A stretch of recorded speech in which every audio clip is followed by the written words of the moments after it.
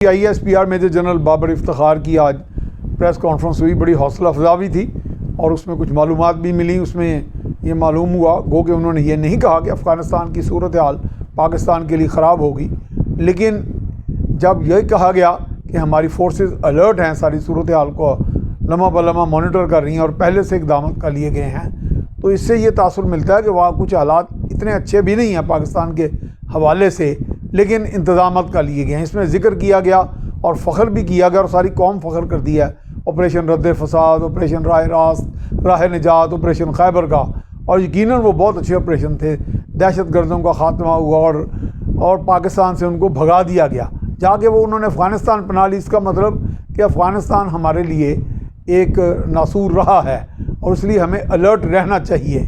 लेकिन ये कहना वज़ीर-ए-आज़म इमरान खान का कि ये अपने लोगों के ख़िलाफ़ ऑपरेशन थे, ये तो फ़ौज को डिसक्रेडिट करने के मतलब